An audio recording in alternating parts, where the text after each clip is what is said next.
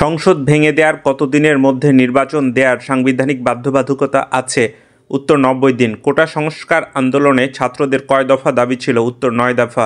বৈষম্য শব্দের অর্থ কী? উত্তর পার্থক্য, অসমতা। আবু সাঈদ কোন বিভাগের শিক্ষার্থী ছিলেন? উত্তর ইংরেজি। আবু সাঈদ কবে শহীদ হন? উত্তর 16 জুলাই 2024। আবু সাঈদ কোন বিশ্ববিদ্যালয়ের ছাত্র ছিলেন? উত্তর বেগম রোকেয়া বিশ্ববিদ্যালয়। 2024 সালে কবে কারফিউ জারি করা হয়? উত্তর 19 জুলাই শুক্রবার রাত 12টা। কোটা সংস্কার আন্দোলনে কোন টেলিভিশন জনমানুষের সুনাম অর্জন করে? উত্তর Jamuna television. Long march to Dhaka কবে ঘোষণা করা হয়? উত্তর 4 আগস্ট 2024। গণ অভ্যুত্থান শব্দের অর্থ কী? উত্তর জনগণের উত্থান বা বিপ্লব। বৈষম্য বিরোধী ছাত্র আন্দোলন অসহযোগ আন্দোলনের ডাক দেয় কবে? উত্তর 1 আগস্ট 2024।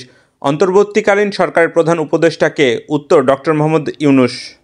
ডক্টর মোহাম্মদ ইউনূস কত সালে নোবেল পুরস্কার পান? উত্তর 2006 সালে। ডক্টর মোহাম্মদ ইউনূস কোন বিষয়ের ওপর নোবেল পুরস্কার পান? উত্তর শান্তিতে। রংপুর মহানগরীর পার্কের মোড়ের বর্তমান নাম কি? উত্তর আবু সাঈদ চত্বর।